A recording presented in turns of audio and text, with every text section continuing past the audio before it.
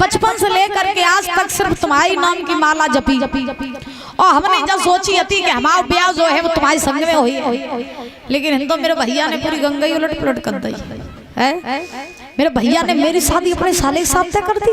प्रभु मैं मर जाऊंगी मगर मैं ससुराल साथ शादी नहीं करूंगी। और रुक्मणी रो करके बोली, अरे कुलय अपने की जाओ जो सजना हमें लिवाई ले गईयो कन्हैया विदा कराई ले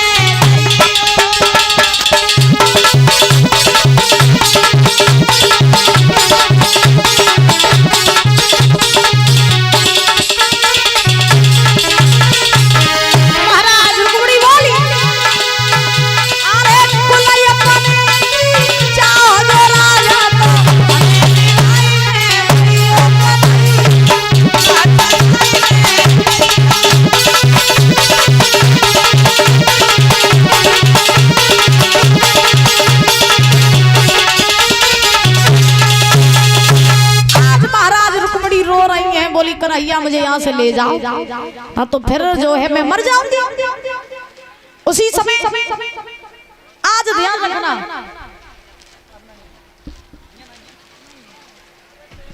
एक सुदेव नाम के ब्राह्मण रहे। अब सुदेव नाम के ब्राह्मण रहे तो उन ब्राह्मण देव ने रुक्मणी को रोता हुआ देखा, और जब रुक्मणी को रोता हुआ देखा तो वो ब्राह्मण देव रुक्मणी के पास में आए और महाराज पास में आकर के बोले हैं, रुक्मणी तुम रो क्यों रही? अरे तुम्हें तो खुश होना चाहिए कि ससुराल बारात लेकर के आ गया है, धनवान है, बलवान है, चलेली का राजा है, काउ चीज की कमी नहीं है। और बाकी संगे बगी रानी बन के जय तो महारानी बन के रहे हो तो काई मरी जाए रही हो, काई रोए रहे? रुक्मणी बोली, पंडित जी हम जाई तो नहीं चाहते कि हमारा ब्याह ससुराल संगे हो जाए। तो पंडित जी बोले तो क्या चाहती? रुक्मणी बोली, पंडित जी हम ससुराल संगे ब्याह नहीं करो चाहते, हम ब्याह कन्हैया संगे करो चाहते। पंडित जी कहने कन्हैया कारे गला मरी जा रही है, कन्हैया गला मरी जा रही। रुक्मणी बोली, देखो पंडित जी चाहे जैसे हो अब हैं तो मेरे, अब उनके संगे हम ब्याह करेंगे। तो पंडित जी बोले, जब बता तू कन्हैया के लिए मरी जा रही है, लेकिन तूने कमाऊ कन्हैया को देखो है कि बिना फालतू में ही फूली फिर रही है, देखो। रुक्मणी बोली, हाँ देखो देखो हमने कन्हैया को। कहाँ देखो? तो रुक्मणी बोली, सुना हमने कन्हैया को कल नहीं देखो। कल? हाँ कल कहाँ देखो? तो रुक्मणी बोली, सुना पंडित जी कि मैंने सपने में श्याम को देखो है, सुना पंडित जी वो मैंने सपने में श्याम को देखो है, सुना पंडित जी।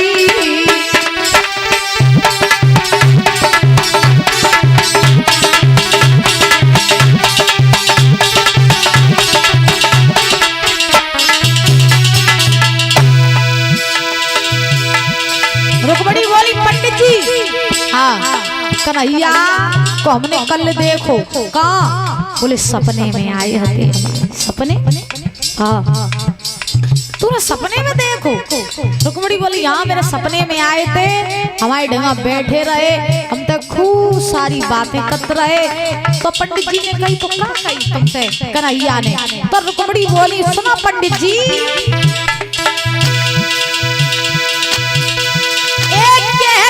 श्याम चिट्ठिया भेजबइयो,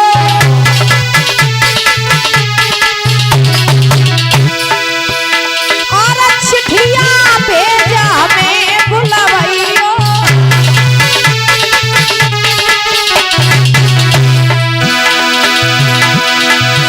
तुम ले जाओ मेरो संदेशो है, सुनो पंडित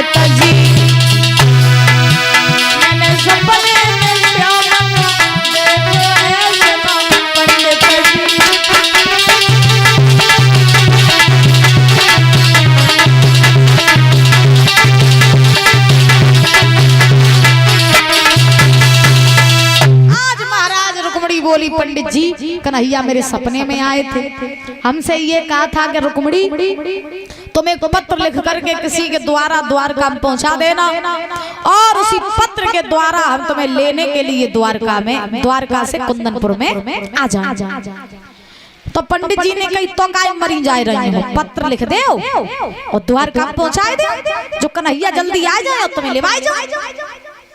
रुक्मणी बोली पंडित जी समस्या पत्र की थोड़ी ना, लिखता हूं तुरंत दे, टेंशन जब बात की पत्र वो लेके हो जाए।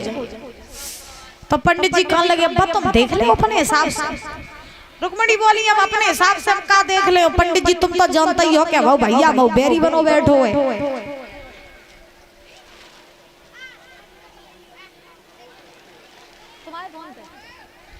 तो महाराज क्या हुआ कि आज सुखदेव भगवान समझा रहे हैं राजन परीक्षित।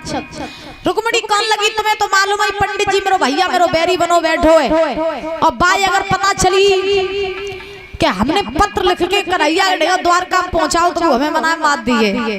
तो पंडित जी ऐसा करो हमें और तो कोई नहीं दिखाई दे थे, और तुम आई गए हो तुम ही चले जाओ, तुम ही चले जाओ। पंडित जी कहने लगे और हम बूढ़े बाड़े चलो हम पे जात नहीं परियां संग देती है, और द्वारका है इतनी दूर, और द्वारका गुजरात में पड़ती है। का भैया समय मिले काय परेशान हो बाबा, समय मिले शरबत बिना दांतन वाले डुकरों शरबत पी रहे देगा। ए देखो बातें ना करो कोई भी बात बड़े ध्यान से सुनो कथा, तो नाश्ता पानी चल रहा हो तुम बातें कर रही हो, सब व्यवस्थाएं तुम्हारे लिए ओके। बोलो गोविंद भगवान की क्या मिलो नहीं खाली डबुआ मिलो, आए रहो बे आए रहो। बोलो राधे राधे, जोर से बोलो। मास्टर साहब अपनी पार्टी को जल्दी पिवाए दे रहे। अब मास्टर नहीं तुम अपनी पार्टी को पिवाए दो करो तुरंत बाल्टी लेके। बोलो बंसी वाले की, बोलो रुक्मणी मैया की, बोलो राधे राधे। अब देखिए क्या हुआ, रुक्मणी ने कहा पंडित जी आप चले जाओ मेरा पत्र ले जाओ। पंडित जी बोले मैं नहीं जाऊंगा, मैं बूढ़ा आदमी हूँ मुझसे चला जाता नहीं। रुक्मणी बोली अगर तुम ना गए तो फिर मैं मर जाऊंगी, और अगर मैं मर गई तो पाप तुम्हारी खोपड़ी पे लग जाए। हाँ तासो ऐसे करो तुम चले जाओ। पंडित जी सोचने लगे अजीब भाव है, अब तो हमारे पीछे ही पड़ के रही। अब पंडित जी ने कहा बोले मैं नहीं जाऊंगा, रुक्मणी ने कहा नहीं जाओगे तो मैं मर जाऊंगी। पंडित जी सोचने लगे अगर कहूँ जब मरी तो मेरे खोपड़ी पे पाप लग जाए। तो पंडित जी ने कही तो ऐसो कर मरना ऐसो कर तू पत्र लिख दे, अब तो पत्र पहुंचा दिए द्वारका। रुक्मणी ने पत्र लिखा और पत्र में लिखा कन्हैया मुझे यहाँ से ले जा, अगर तुम आए ना तो मैं जिंदा नहीं बचूंगी। पत्र दे दिया, पंडित जी से कहा पंडित जी सुनो। सोनू भैया कहाँ है? सोनू भैया, सोनू कौन है? ये बुला रहे हैं आपको। तो महाराज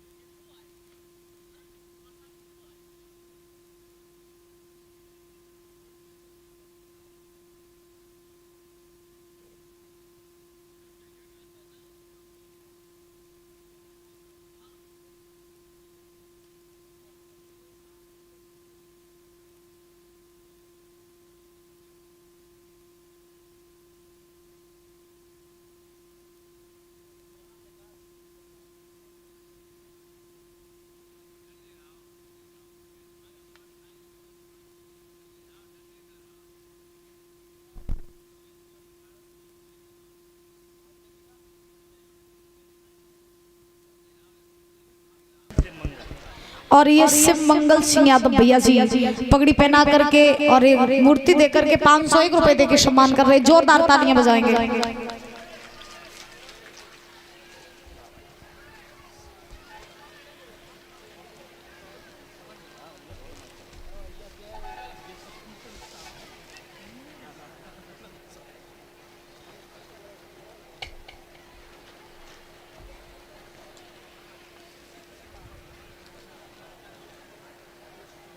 लो भैया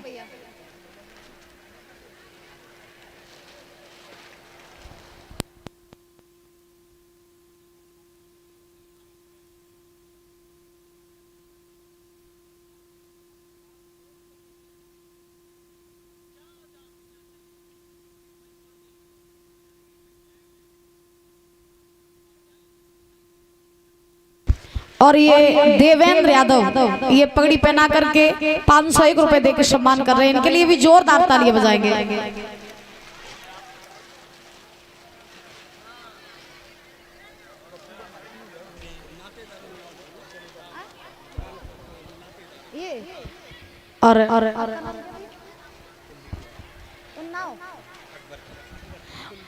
और ये कुलदीप यादव भैया जी अकबरपुर से आए हुए हैं। ये देवेंद्र यादव भैया जी के साले साहब हैं, इनकी तरफ से ये 501 रुपए आए हैं। बहुत बहुत धन्यवाद देगा, जोरदार तालियां बजाएंगे। 501 रुपए देकर के सम्मान कर रहे हैं। कामना करेंगे सुख शांति प्रदान होती रहे, माँ लक्ष्मी की दृष्टि बनी रहे, किसी भी चीज की कोई कमी ना हो, यही भगवान से कामना आकांक्षा है।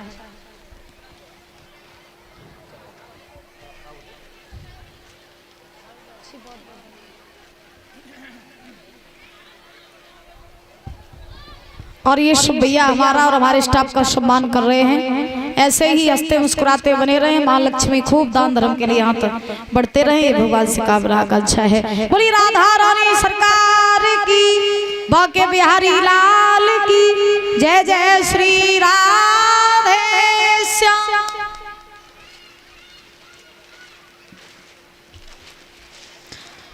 आज महाराज सुखदेव भगवान समझा रहे हैं राजन परीक्षित। रुक्मणी ने जो है भगवान कन्हैया के लिए पत्र लिख दिया, पंडित जी को पत्र दे दिया और कहा कि पंडित जी ये पत्र लेकर के जाओ और लौट के मुंह तो वहीं दिखाइयो जब मेरे कन्हैया को लिवा ले आइयो। अगर मेरे कन्हैया को लिवाए के ना आए तो वहीं को मर जाइयो, लेकिन हमें मुंह ना दिखाइयो आए। पंडित जी कहने लगे बाजी बा ऐसा न थराई ऊपर से 200 तेरा में। अब बूढ़े बाड़े रहे पंडित जी, झोरी टांग लाई, झोरी में डाल लाई उनने सतुआ। अच्छा पहले के लोग पैदल पैदल जाते थे, तो पहले ये होटल रेस्टोरेंट की व्यवस्था तो होती नहीं थी, तो पहले के लोग अपनी झोरी में परमानेंट सतुआ डाले रास्ते करे, कहीं भी जाते थे घूमने तो पैदल जाते थे, तो रास्ता भूख लगती थी तो वहीं सतुआ मार के खाए लेते करे हैं। बाबा मेरे बाबा हमें बता दे, उन लोगों की झोरी परमानेंट सतुआ पड़ी रास्ते करे। अब आजकल को सतुआ खाते कोई नहीं खा। अब पहले के लोगन को नाश्ता सवेरे सतुआ दे, एक लोटा मठाते और दूध दे, नहीं सकते नाश्ता हो तो करो। तो पहले के लोग बड़े हष्ट पुष्ट होते, और आजकल चाय कॉफी वाले हैं तो चाय कॉफी जैसे दारे। हाँ तो अब देखिए पंडित जी चल दिए, अब द्वारका बहुत दूर, अब कहाँ अपना ये कुदरकोट और कहाँ द्वारका, द्वारका गुजरात में पड़ती है। तो पंडित जी चलते जा रहे चलते चलते पंडित जी आधी दूर पहुंचे। आधी दूर पहुंचे तो पंडित जी को थक गए। पंडित जी सोचने लगे पहले पेट पूजा फिर काम दूजा, पहले कुछ खा पी ले उसके बाद आगे बढ़े। न रत्ता में ही लुढ़की है तो पत्थर ही डरो रही है, और तला रुक्मणी चली है चंदेली। अब पंडित जी एक बगिया में पहुंचे, सुंदर सा वृक्ष देखा, आसन लगाया और महाराज छाया में आसन लगा करके बैठ गए और मनी मन में सोचने लगे पंडित जी क्या फेरी बिलमाई ले क्या हुआ। ए दोपहरी बिलमाई ले जाई बगिया में, दोपहरी बिलमाई ले जाई बगिया में।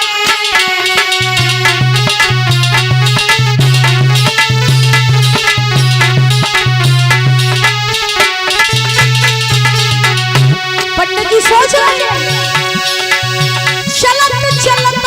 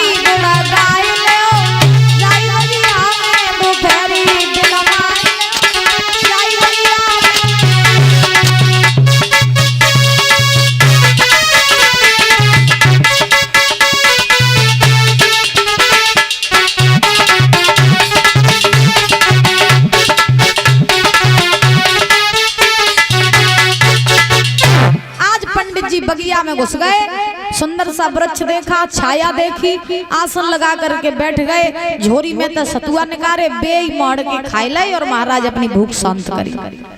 अब थक गए पंडित जी, तो पंडित जी गए सोए। अब पंडित जी जब सोए तो सुखदेव भगवान समझा रहे हैं, राजन परीक्षित हुआ क्या। भगवान कन्हैया ने ध्यान धर के देखा कि देखे पंडित जी ने रुक्मणी ने काऊ को भेजो कि नहीं भेजो पत्र लेके। तो 22 समय अब महाराज भगवान ने ध्यान धर के देखा तो क्या देखा कि बूढ़े से पंडित जी रहे सो पत्र लेके आए और सो खाए पी के में डरे पेड़े के नीचे आराम फरमाए रहे। अब महाराज भगवान सोचने लगे कि पंडित जी अगर ऐसे द्वारका में आए तो जो द्वारका नहीं पहुंच पाई और रुक्मणी चंदेली में पहुंच जाएंगे। सो काब हो कि आज महाराज भगवान ने अपनी माया के द्वारा सोते हुए पंडित जी को उठा लिया और सोते हुए पंडित जी को उठा करके महाराज जो है आज द्वारका में पहुंचा दिया। आइए ताली बजाते हुए बोलेंगे और मास्टर साहब थोड़ा सा नाच करेंगे, उसके बाद जो है कथा में प्रवेश करेंगे।